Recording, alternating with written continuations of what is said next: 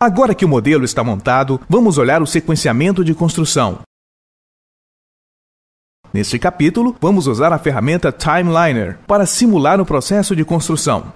Começamos criando uma tarefa dentro do Timeliner, e esta tarefa é semelhante às tarefas que você veria em um programa como o Microsoft Project ou Primavera. Vou dar para esta tarefa um nome, por exemplo, laje do térreo. Depois de criar a tarefa, preciso dar a ela uma data de início e uma data de término. E aí, finalmente, preciso associar um elemento 3D específico a esta tarefa. Então, vou selecionar a laje e clicarei direto na tarefa em si e anexar a seleção. Finalmente, precisamos dizer a essa tarefa que tipo de tarefa ela é, neste caso, construção. E o tipo de tarefa é simplesmente uma maneira de controlar a representação visual desse modelo enquanto simulamos a construção. Vamos criar outra tarefa, e desta vez vamos usar uma ferramenta diferente para, na verdade, pegar os elementos que precisamos. Neste caso, as chamaremos de colunas do térreo. E ao invés de irmos e denominarmos ou pegarmos todas as colunas individualmente, vamos usar a árvore de seleção para nos ajudar a encontrar essas colunas. Aqui em minha árvore de seleção, tenho todos os diferentes modelos que compõem esta construção em particular. Abaixo da estrutura, posso ver que há todas as camadas individuais e as colunas que compõem o térreo. Selecionando-a em minha árvore de seleção e depois clicando sobre a tarefa, sou capaz de anexar toda aquela camada a esta tarefa. Agora darei uma data de início e de término, como na tarefa anterior, e direi o tipo de construção. Finalmente, criarei uma outra tarefa, e desta vez vamos chamá-la de laje do primeiro andar. Novamente, darei uma data de início e de término, e vou configurá-las para que comecem e terminem uma logo após a outra. Novamente, atribuirei um tipo de construção e usarei minha árvore de seleção outra vez para atribuir esta camada a esta tarefa específica.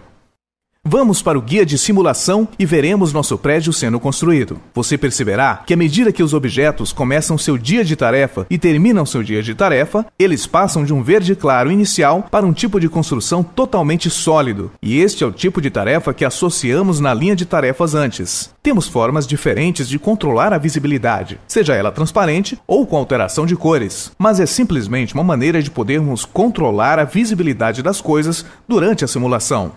Você pode achar que criar todas essas tarefas e associar os elementos pode levar muito tempo, mas há alguns truques que podemos aplicar para acelerar este processo. A maioria dos profissionais de construção tem uma programação de construção e uma ferramenta externa similar ao Microsoft Project ou ao Primavera. No guia de links do Timeliner, sou capaz de vincular essas programações de projeto externas ao meu modelo atual do Navisworks. Portanto, neste caso, vou pegar um Microsoft Project externo que já criei e agora eu tenho o link estabelecido e vou construir a lista de tarefas a partir deste link. Agora, se eu olhar para minha lista de tarefas, elas estão todas criadas, mas eu ainda preciso associar elementos a todas essas tarefas. De novo, posso fazer isso manualmente, pegando individualmente no modelo ou usando a árvore de seleção, mas tenho outra oportunidade que é usar uma regra, que é essencialmente um script ou um modo programático de atribuir objetos. Assim você pode ver que eu criei uma regra que diz para mapear a tarefa do Timeliner a partir do nome da coluna na lista de tarefas se as duas camadas tiverem o mesmo nome. Portanto, aplicarei esta regra e se eu for para a lista de tarefas, você verá agora que eu tenho alguns objetos que são automaticamente selecionados e anexados à tarefa. Minha etapa final é atribuir a todos esses um tipo de tarefa para controlar sua visibilidade. Neste caso, construção. E agora sou capaz de simular este processo de construção. E novamente veremos o projeto de um objeto transparente se tornar um objeto sólido, à medida que a tarefa é completada. Mas agora sou capaz de realmente entender o que será construído e qual o período de tempo.